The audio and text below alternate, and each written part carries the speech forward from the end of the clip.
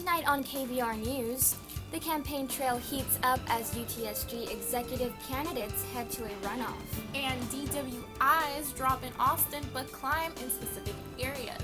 You're watching KVR News, Austin's leader for live, local UT coverage. Broadcasting live from the Texas Student Television Studios at the University of Texas. You're watching KVR News at 9, Austin's leader for live, local UT coverage. Your news starts right now.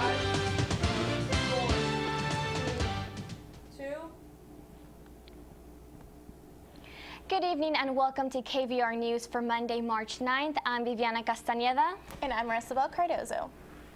Last Thursday, UT held elections for student government and TSM positions. While all positions elected, two very important ones remain unfilled. The Student Government Executive Alliances of Braden Jones and Kimya Dargahi and Xavier Ranofsky and Rohit Mandalapu are headed into a runoff election this Wednesday and Thursday after none of the four alliances for student body president and vice president were able to capture a majority vote last week. Jones and Dargahi got 46.34% of the vote, and Ratnofsky and Mandalapu received 26.9%. The remaining two alliances captured a combined total of 26.76%. With the runoff election taking place later this week, students will have the opportunity to cast their vote again before you head to the polls. Our David Malley shows just exactly what each of these candidates stand for. So I'm Xavier Ratnofsky. I'm running for student body president. And I'm Rohit Mandalapu, and I'm running for student body vice president. I'm Braden Jones. And I'm Kimya Dargahi. And we're running to be your next student body president and vice president. Ratnofsky and Mandalapu are both editors for the Texas Travesty, a satirical student-run publication at UT that commonly runs candidates in student government elections as a joke. While the team's campaign has been full of humor, the candidates say they've got substance at the heart of their jokes, something past travesty teams have lacked, making them more successful than other travesty teams have been in the past. A lot of the reasons people have told us why they're going to vote for us is because we actually have solid points. Even though that some of them might be jokes, at least it's taken a stance. The Jefferson Davis statue issue, that's one of our more serious points technically. The duo has called for the removal of the Jefferson Davis statue on campus, along with increased transparency by requiring all student government reps to wear cellophane and more student housing by converting the tower.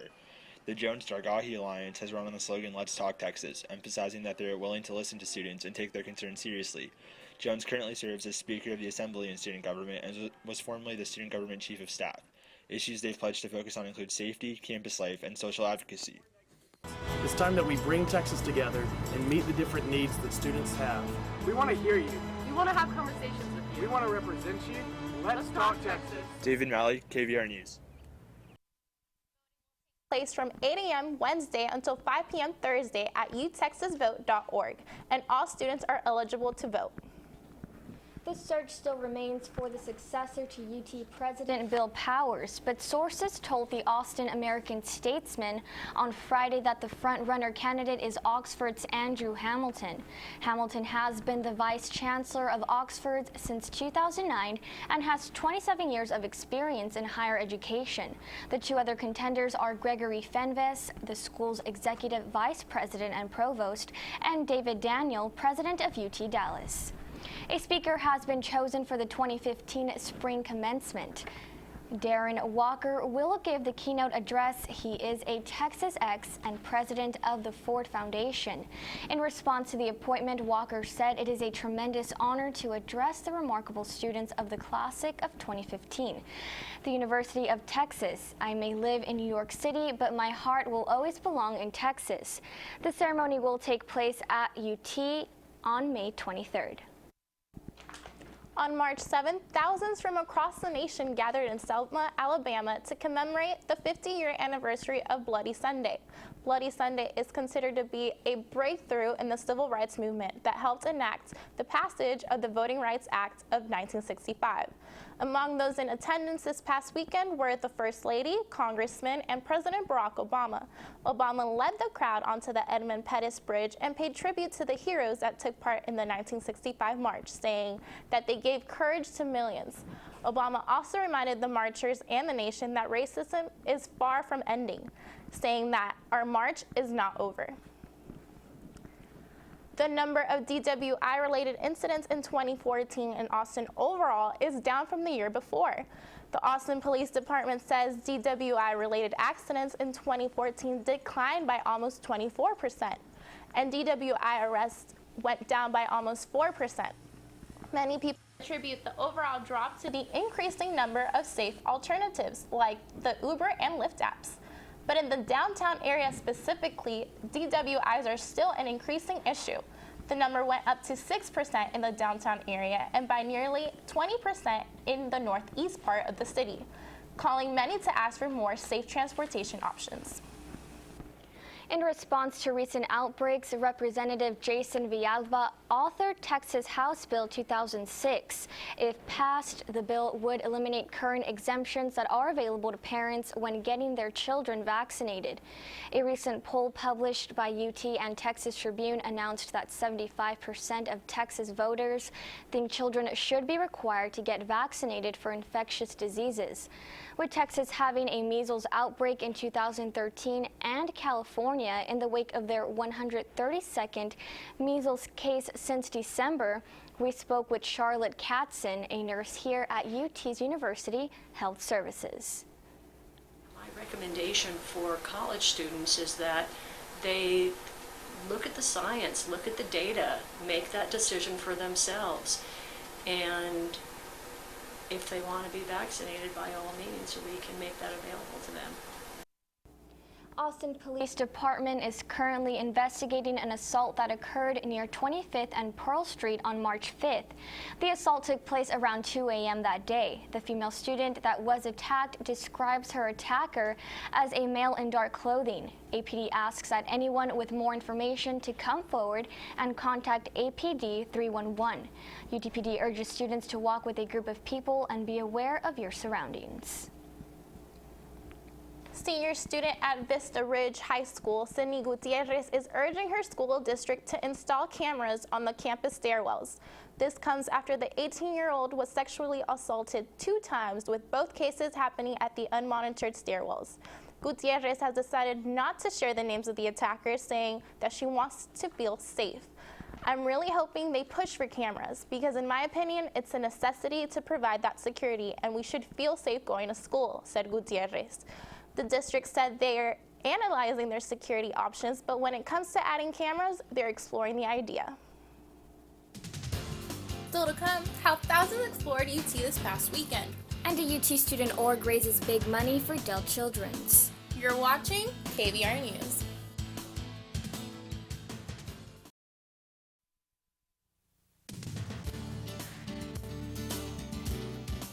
You're watching KVR News at 9. Your campus, your news.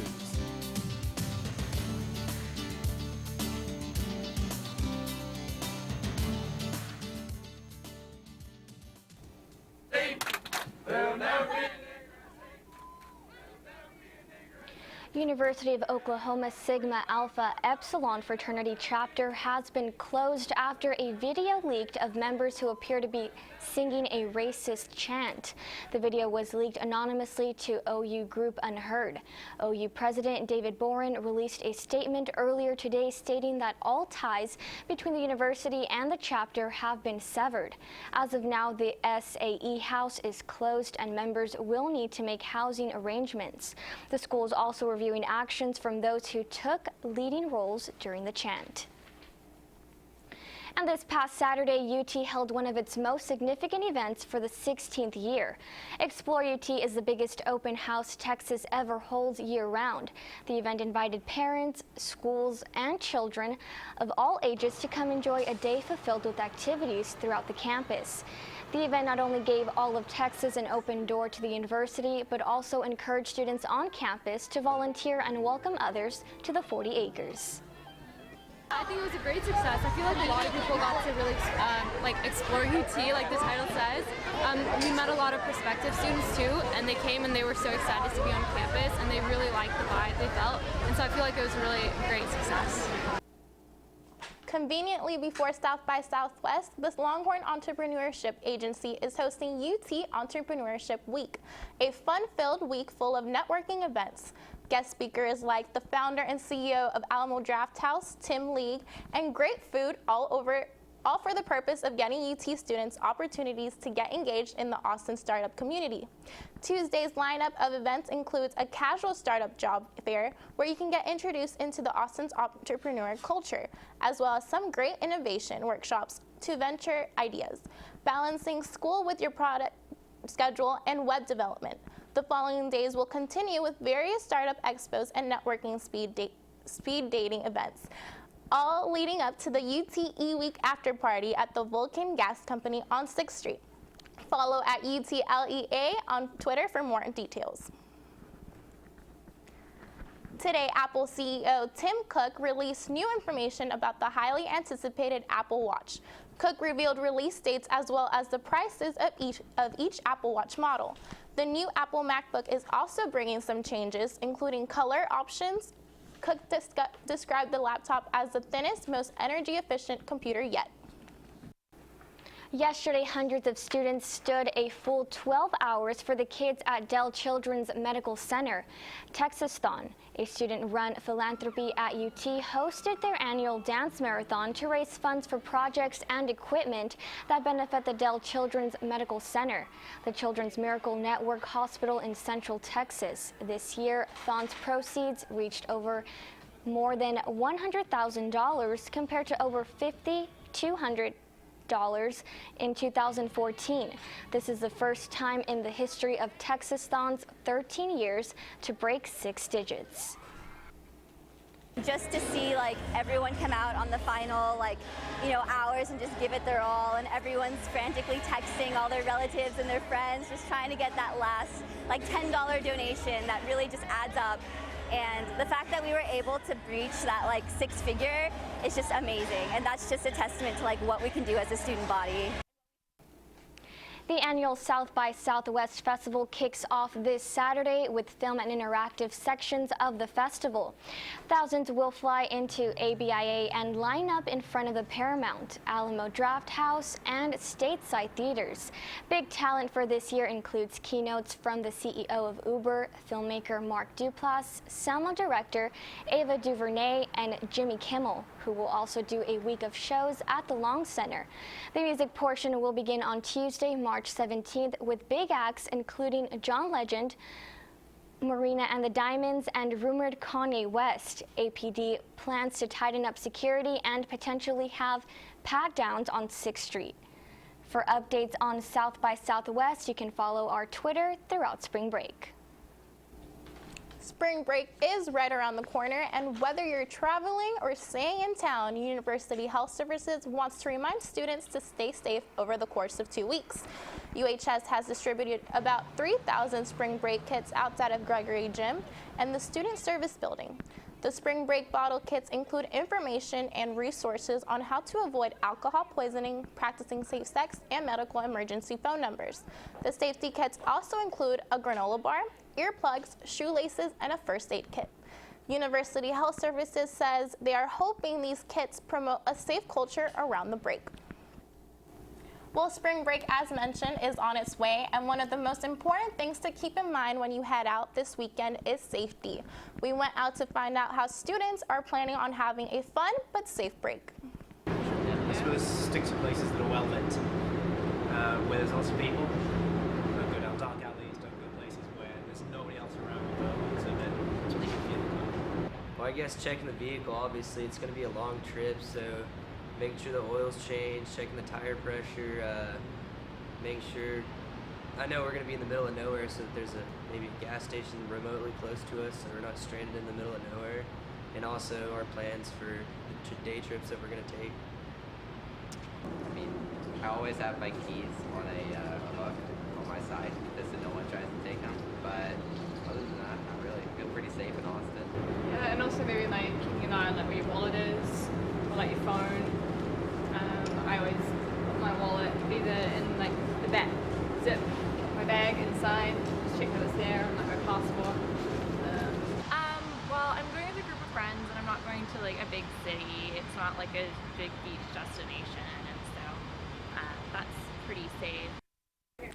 We have seen some brutally cold weather here in Austin, Texas this past week, but I've heard that sunny and warm temperatures are in our future. I've heard that too. Our Alex Samuels is live in the studio with this week's weather. Alex, should we keep those winter coats out?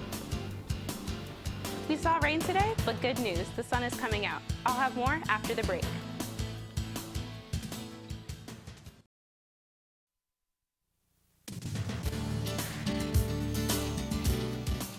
Have a news tip or story idea? Call the KVR News Tip Line, 475-8181.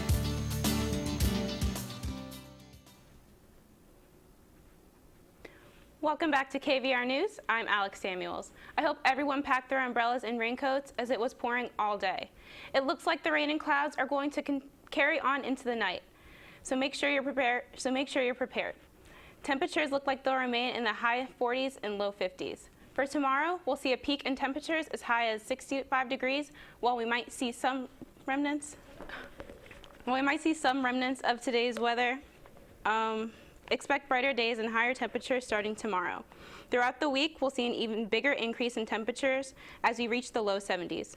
Over Wednesday, Thursday, and Friday, we won't see much change in the weather. There might be some scattered clouds on Wednesdays, but expect sunny skies and high temps throughout the middle to the end of the week. The warm weather will continue into the weekend. Saturday, we'll see a high of 72 and a low of 49. Sunday, we'll see a high of 70 with a low of 48. It's nice to finally see some sunshine making its way to Austin right before spring break. It looks like the sun will make temperatures comfortable and enjoyable for students traveling before their week off begins. While you might need to keep an umbrella handy tonight and tomorrow, expect to trade in your rain gear for sunglasses and light jackets by Wednesday. Live in the Weather Center, Alex Samuels, KVR News. All right, thanks, Alex. College Press Box's Jeremy Thomas will be in the studio to talk Longhorn sports after the break. Stay tuned.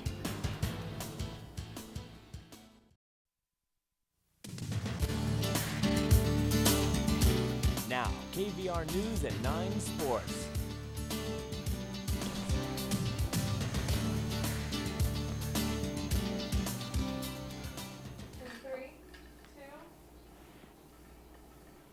Welcome back to KVR News. I'm College Press Box's Jeremy Thomas.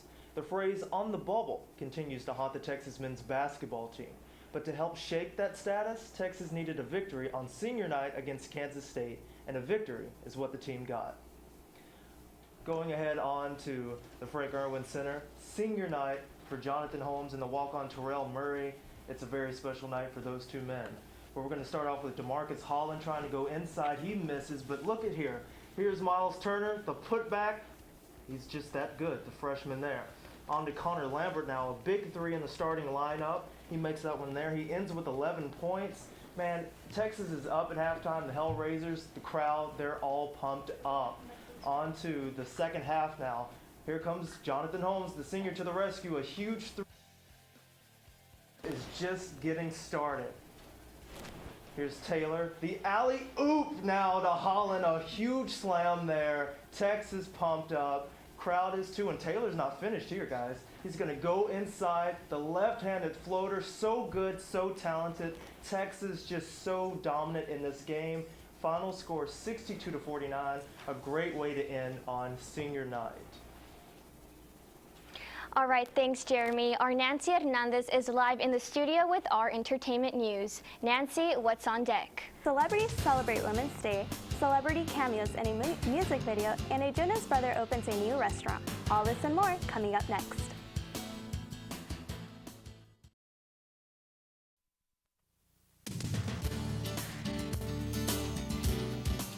You're watching KVR News at 9. Your campus, your news.